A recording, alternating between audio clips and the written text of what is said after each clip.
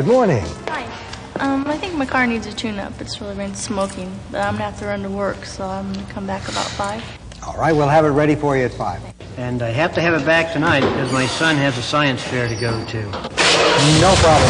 Hi, I need a 50,000-mile checkup. I'm in a big hurry, but I would like to get it back tonight if possible. The keys are in the car if you could take care of it, please. We'll take care of it for you. There's absolutely no problem. I'll check it. You just wait in the waiting room over to the right there. All right?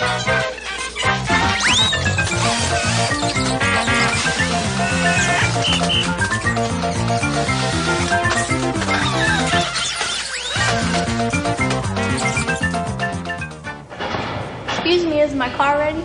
Yes, ma'am.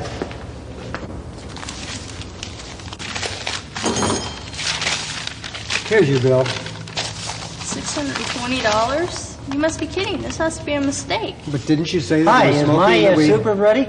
Oh, yeah. It's not fixed yet. It'll be another hour or two.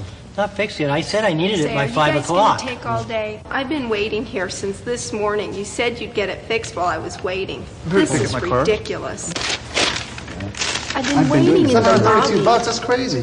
Why didn't you give me a call? Excuse me, sir. I'm here to pick up my $200 car. for parts? Which one is it? The white one with the hood up. Hey, Joe, would you explain to the lady here about the white Plymouth, the problem? I haven't found darn day. We think the thing. Have you ever been cornered by clients who feel like they've been misinformed or misunderstood? Keeping customers satisfied isn't always easy. But sound business practices can help things run more smoothly. Practices like keeping the customer informed, doing only the work that's been authorized, and by maintaining a written record of all jobs that come into your shop. These good business practices have been incorporated into the Automotive Repair Act. It was written to benefit both the consumer and the auto repair industry. By following the regulations of the Repair Act, you'll be keeping accurate records of all the work you do, and you'll be improving communications with your customers. If a problem should arise, you will be able to protect yourself more adequately from customer complaints. This program will explain how to comply with some of the requirements of the Automotive Repair Act. We'll focus our attention on 3 different types of transactions: parts and labor, itemized, and teardown.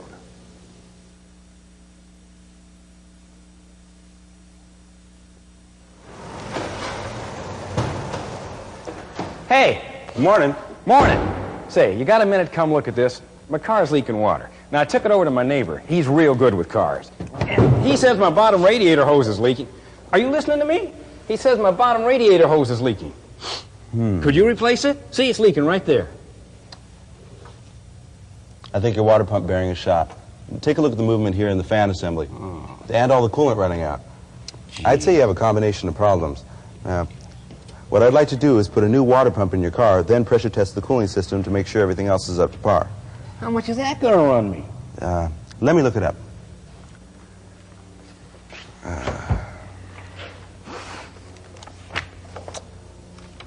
Let's see, that's 2 hours labor at $38 an hour. Plus $71.50 for the rebuilt part. That comes to a total of $147.50 plus tax.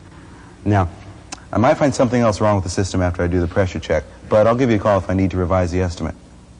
Okay, go ahead with it. The keys are in the car. Now, here's my card. I gotta go. My ride's waiting. Hey, wait. I can't do any work without your signature on the estimate. Okay. Where do I sign? I gotta fill it out first. It'll just take a minute. Okay, your name is George McNeil. Yeah. Your home address is? 35. The work order is your contract with a customer for a specific job. Most of the information on the invoice is required by law. $39,425. Let me get the license number. You must have your customer's authorization to go ahead with the work, or he is not legally bound to pay you. All righty, if you could just sign right there, please. Your customer must receive a copy of any document he signs immediately after he signs it. Here's your copy of the estimate. I'll give you a call in a couple of hours. Yeah, okay. Sometimes you'll find that a car needs additional work, which will cost more than the original estimate. Since your customer is legally required to pay only the amount on the estimate, you must get additional authorization from him before you begin the additional work. Hello, is George McNeil there? No, he's not. This is his son. Can I help you? No, I have to speak with him directly. Do you have any idea when he might be in? Well, remember, your customer is the person who signed the repair order. Hey, wait a minute. Here he is. He just walked in. Dad, the guy from the garage is on the phone. Hello? Hi, this is Ralph at the garage. Oh, yeah. Hi. We replaced your water pump, and we pressure checked your cooling system, but we found that all 3 of your fan belts were worn and cracked. They'll have to be replaced, and that'll run you another $22.50. That takes your total bill up to $170. Is that okay? 170. Yeah, sure. Go ahead. Go ahead and replace them. When you receive additional authorization, you must record the information on your invoice. This specific notation is required by law and may protect you in case of a misunderstanding. Spoke with George McNeil. The date, the time, phone number I called.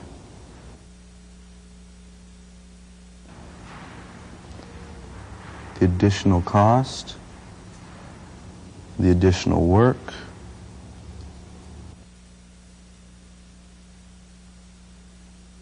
and the total revised estimate. Hello. Oh, evening. She's all ready for you, Mr. McNeil. Oh, great. As we discussed, we put in a new water pump, pressure tested the cooling system, and installed 3 fan belts. So your parts came to $94, labor is $76, and your total is $170 plus $564 tax, and that brings your total to $175.64. I'm sure glad you got it out on time. Thank you. Here is your final invoice. Thanks. We've got a wedding to go to tonight, and my wife would be real upset if we don't get down to Lodi in time for her to see her sister marry this bum.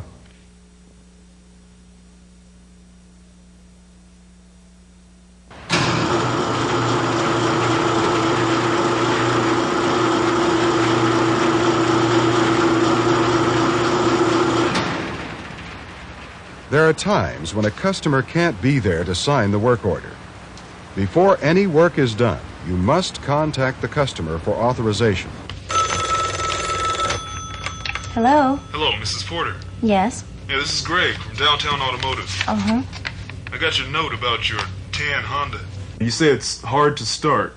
Have you noticed any other problems? There's just no power. I don't know, maybe it needs a tune-up. I haven't had one done for a couple years. Okay, well, what I want to do is put your car on the ignition analyzer and check it out and find all the problems, and then I'll give you a call back and we can go from there. Gosh, how much will that be? Oh, it's going to cost $20 for the diagnosis. You mean it's going to cost me $20 just to find out what's wrong with my car? Be sure your customer understands that your estimate is for a specific job. Okay, go ahead with it. Make complete notations when your customer gives you authorization. Name, date, time, phone number you called, and the specific job description and cost. Well, we've done the diagnosis, and here's what your car needs. Need another distributor cap, and that's going to run $17. And another An itemized estimate includes a list of all the parts to be replaced and all the labor to be performed. Okay, so your parts come to a total of $84. Your labor is $110 for a total of $194 plus tax. Well, if it'll fix all my car's problems. Well, it'll correct the problems you complained about. Okay, go ahead with it.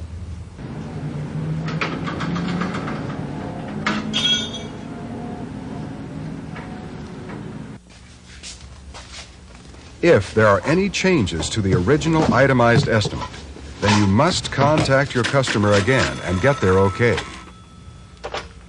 Hello? Hello, Mrs. Porter. This is Greg at Downtown Auto. Well, while I was working on your car, I found that your power steering hose had a leak in it. Yeah, it's going to cost $35 parts and $28 labor to replace it. Are you sure it needs it? Well, yeah, it's leaking pretty bad, and it might make your car hard to steer. All right, go ahead and replace it. Okay.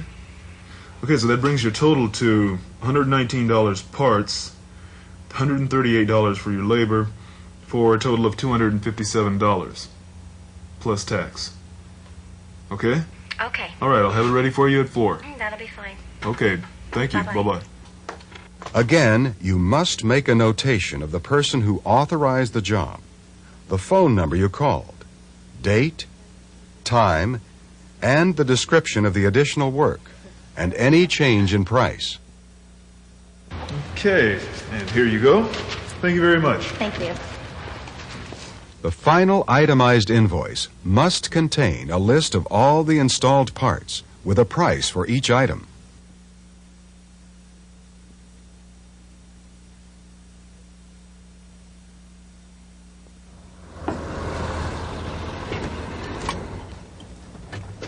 Hi, Jerry. How you doing? Hey, Tom. I'm okay. How about yourself? Okay. What can I do for you? Well, I want you to take a look at my truck here. It's been running pretty rough and smoking a lot, and I was hoping maybe you could get it running decent for me again. How many miles you got on it? Well, it's just over 100,000. Mm-hmm. Well, what I'd like to do is run a diagnosis, run a compression check on it, see what's going on with your truck, and then I can let you know what I find out. Well, how much is that diagnosis going to run me? $40. Okay. All right, why don't you come on in and we'll fill out some paperwork. All right, Tom. Well, I did the diagnosis, and it doesn't look good. You've got bad compression in 4 cylinders. While I was running it, I took it up to a little higher RPM, and I heard a bit of a rattle. Yeah, it's been knocking like that, especially in the mornings. Mm-hmm. Well, what I'd like to do, if you've got the money to put into it, I'd like to tear down your engine and inspect it. It's going to cost $300, and that'll tell us exactly what we need to know to repair it. That could be Anytime you disassemble, you must include the cost of reassembly. If you think you can't restore a component to its original condition, you must notify your customer at the time you give your estimate. The main problem I have right now is that I can't guarantee that I can put the engine back together. There might be something broken that I don't know about. Could be busted valve springs, crank could be worn down. I need to let you know that in advance. It might not be practical to put the engine back together. But if everything's okay, we can take the $300 and apply it towards the overhaul price if you decide to go ahead with it. Well, what if I decide that I don't want to overhaul it? You must tell the customer the maximum time it will take for reassembly if they don't want the repairs done. Well, if you decide you don't want to repair it, I can put the engine back together for you within 3 days, and that's all covered under the $300 price. What if I want to take it out disassembled? Well, you can take it out disassembled, and I'll only charge you $200. Okay, well, tear it down, and I'm going to head on home, and you can just give me a call there. Okay, Jerry, just hold on a minute. Let me fill out the paperwork, and then I have to have you sign. Okay, I tore down your engine, and I went all through it, and it looks like there's 2 ways we can go with this. I can install a brand new engine for $2,300, or I can rebuild your engine for $1,500. Well, what's it going to take to rebuild mine? Well, the overhaul kit costs $450. If you're going to sublet work, you must include this information on the estimate. Plus, we're looking at some sublet machine work and labor for assembling and installing the new engine and a new water pump. It'll be $1,500. Well, how am I going to know which parts are new and which ones are rebuilt? Advise your customer of new, used, or rebuilt parts at the time you give him your estimate. I've made a list of the parts that come with your rebuilt engine, and I've noted here which parts are new and which parts are rebuilt. What kind of guarantee am I going to get with this? My guarantee covers all work performed in my shop. Make sure your customer receives a written copy of the guarantee and understands the provisions. Here's a copy of the guarantee. You can look it over if you'd like. And one of the conditions of the warranty is that I need to check your truck out after 1,000 miles. The situations we've depicted today don't cover all of the regulations of the Automotive Repair Act. So for specific information, refer to a copy of the Bureau's laws and regulations. The pamphlet called Write It Right may also be helpful. By keeping your customers informed, doing only the specific work they've authorized, and maintaining a written record of all the work you've completed, you'll be complying with the regulations of the Automotive Repair Act. Fewer 5 o'clock surprises for your customers mean better customer relations. And better customer relations mean better business for you. Thank you. Have a good evening.